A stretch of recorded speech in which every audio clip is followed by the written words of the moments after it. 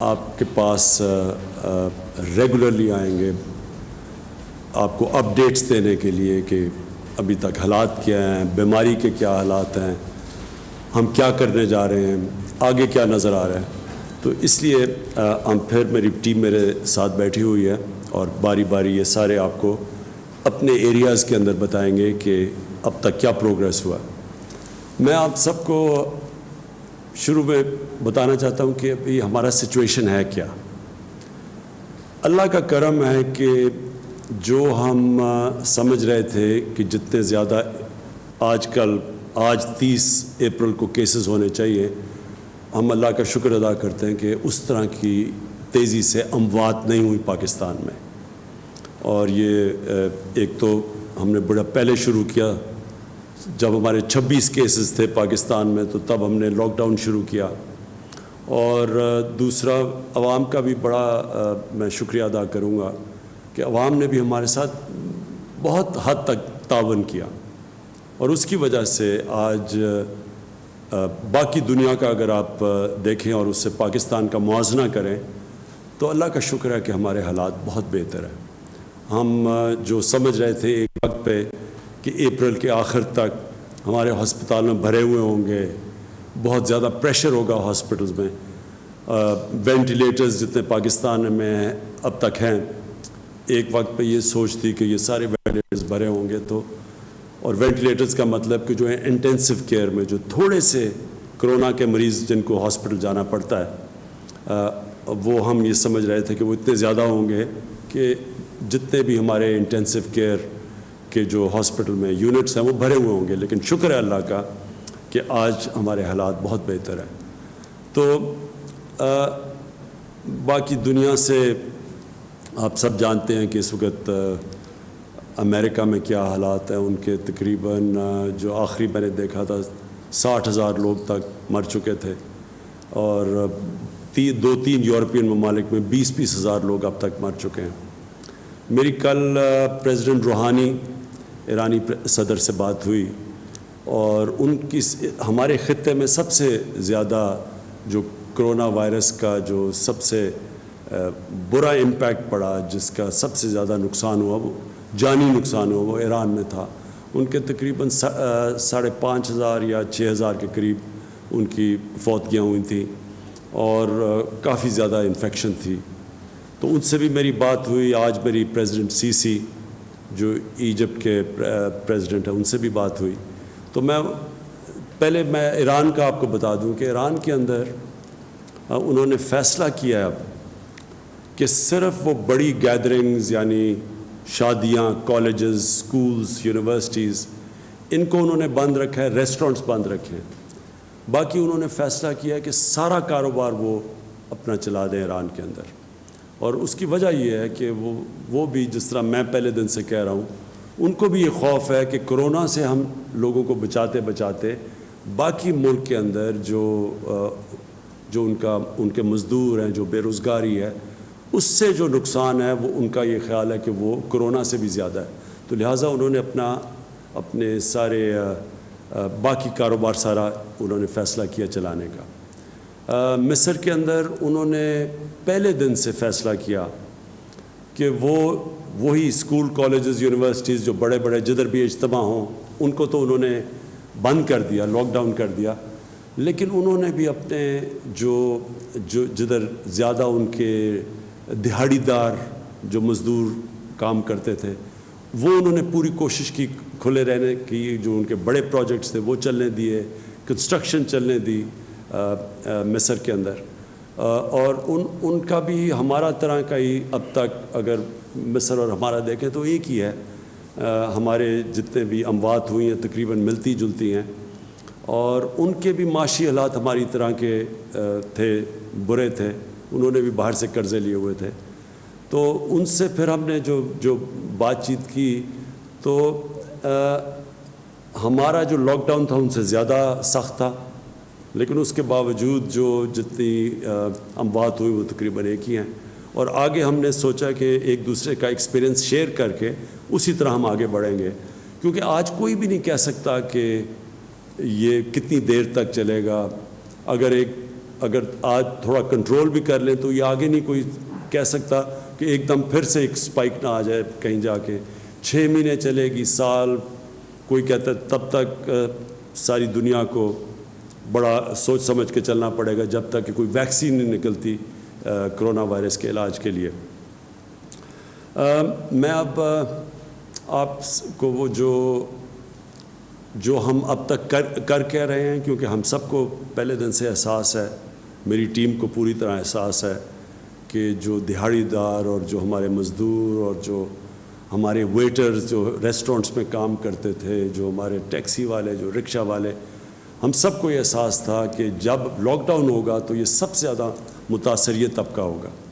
تو اس کے لیے پہلے تو ہم نے یہ ایمرجنسی احساس پروگرام کیا, جس کی میں خاص طور پہ ڈاکٹر ثانیہ نشتر کو مبارک دینا چاہتا ہوں, کیونکہ بڑا زبردست پروگرام کیا.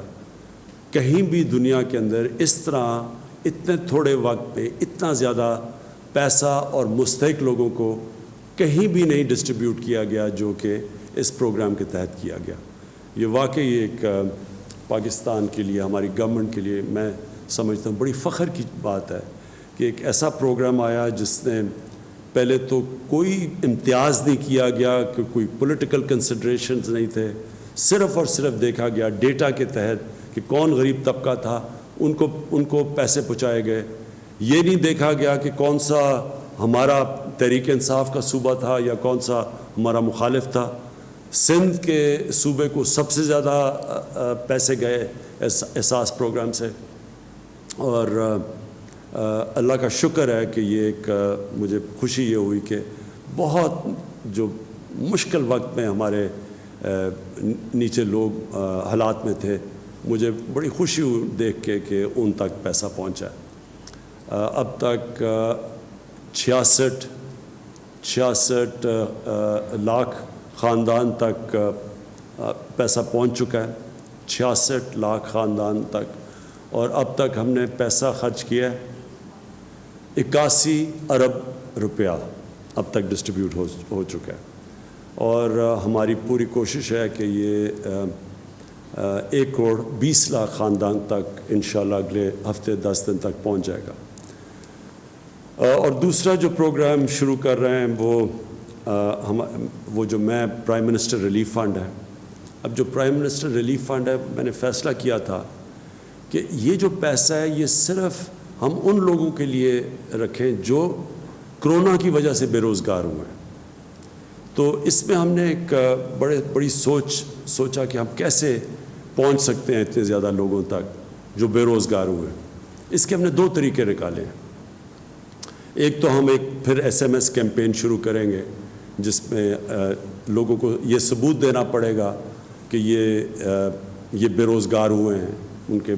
اس کا کوئی طریقہ نکال رہے ہیں کہ کس طرح ان کو ثبوت دینا پڑے گا کہ ان کی بے روزگاری کا. تو اس سے جو بھی بے روزگار لوگ ہوئے ہیں تو جو گورنمنٹ ہے, ہماری گورنمنٹ, وہ 4 روپیہ دے گی اس وقت. تو جو ہر 1 روپیہ مجھے آپ دیں گے ان بے روزگار لوگوں کے لیے, 4 روپے اسی کو میچ کرے گی پاکستان کی گورنمنٹ. اور اس کے لیے ہم نے پورا ایک پروگرام بنایا ہوا ہے. ایک تو SMS کے ذریعے ہم جو لوگ مستحق ہیں وہ ہمیں SMS کر سکتے ہیں, اور دوسری طرف جو ہماری ٹائیگر فورس ہے ان کو ہم نے کہا ہے کہ ہر یونین کونسل تک یہ جا کے اپنا ایک ڈیسک رکھیں اس یونین کونسل میں, اور خود جا کے دیکھیں کہ کون کون سے لوگ بے روزگار ہوئے ہیں. اس میں کئی ایسے لوگ ہیں جو سفید پوش ہیں, جو سامنے نہیں آنا چاہیں گے. تو کیونکہ وہ ہر یونین کونسل میں جو بھی ہمارے ٹائیگرز ہوں گے وہ وہاں کے ہم جو امام مسجد ہوں گے ان سے جو زکوٰۃ دیتے ہیں, یعنی ان سے وہ انفارمیشن گیدر کریں گے اور پتہ چلائیں گے کہ کون سے وہ لوگ ہیں جو متاثر ہوئے ہیں. اور میں پھر سے کہتا ہوں کہ اس میں کئی سفید پوش ہیں جو سامنے نہیں آنا چاہتے, وہ ہمارے خود جا کے لوگ لوکیٹ کریں گے, وہ فیڈ کریں گے ہمارے کمپیوٹر کے اندر, جو نادرا کے ڈیٹا بیس سے دیکھے گا کہ واقعی یہ مستحق ہے یا نہیں, اور اس کے بعد پھر یہ جو میرا فنڈ ہے اس کے ذریعے ہم ان کو پیسہ پہنچائیں گے. حماد اظہر اس کی آپ کو مزید ڈیٹیلز دیں گے کہ ہم اس کے اوپر اور بھی جو ہم کر رہے ہیں ایک اسمال اور میڈیم انڈسٹری کے لیے ایک بہت بڑا پروگرام لے کے آئے ہیں.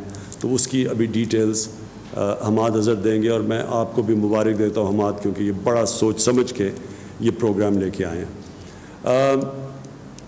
اس کے بعد میں یہ چاہوں گا کہ معید آپ کو بتائیں, ایک بہت بڑا ہمارے لیے مسئلہ بنا ہوا ہے اوورسیز پاکستانیز, اور سمجھ آتی ہے کہ وہ واپس آنا چاہتے ہیں. آج کل کئی جگہ ان کی کئی ہمارے مزدور ہیں, ان کی نوکریاں چلی گئی ہیں, وہ واپس آنا چاہتے ہیں. کئی جگہ ہمارے اوورسیز پاکستانیز دنیا میں پھنسے ہوئے ہیں. تو اس کے لیے میں نے معید کو کہا کہ پوری ڈیٹیلز دیں, کیا ہمیں مشکلات آ رہی ہیں اس میں. میں چاہتا ہوں کہ قوم کو پتہ چلے کہ ہاں گورنمنٹ کوشش پوری کر رہی ہے, لیکن اس میں کئی مشکلات آتی ہیں کہ کیوں ہم ان کو واپس نہیں لا سکتے.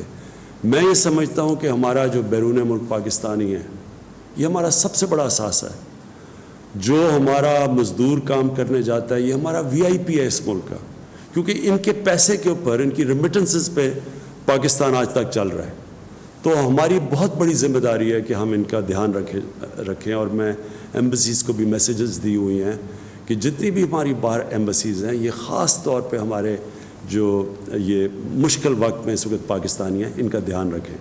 لیکن مجھے یہ بھی پتہ ہے کہ ایمبیسیز پہ بہت پریشر پڑا ہوا ہے, کیونکہ بہت زیادہ لوگ آنا چاہتے ہیں, اور ہماری جو لمیٹیشنز ہیں, کیا وجہ ہے کہ ہم ان لوگوں کو یہاں نہیں لا سکتے. میں یہ چاہوں گا کہ معید آپ اس کو پوری طرح ایکسپلین کریں.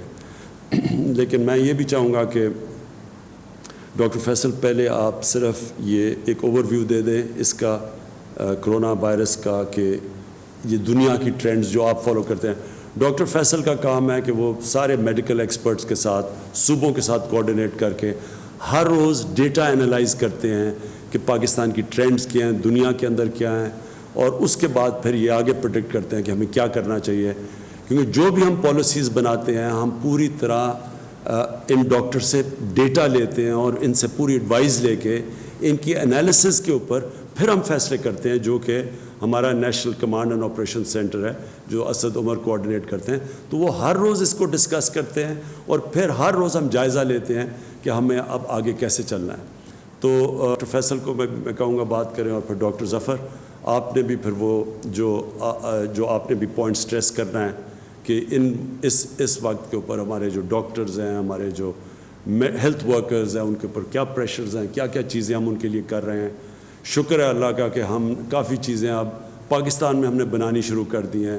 میں نے آج دیکھا صبح ہم نے بہت زیادہ, جو سب سے بڑا دنیا میں شارٹیج تھی وینٹیلیٹرز کی, ہم نے آج صبح دیکھا کہ مختلف پاکستان کے جو انڈسٹریز ہیں وہ وینٹیلیٹرز انہوں نے بنانا شروع کیا, اور بڑے سستے دنیا کے مقابلے میں.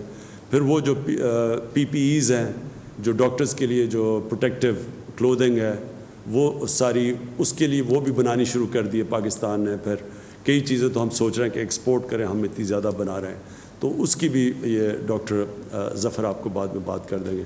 لیکن میں چاہوں گا کہ اسد پلیز آپ ذرا شروع کریں اوور آل.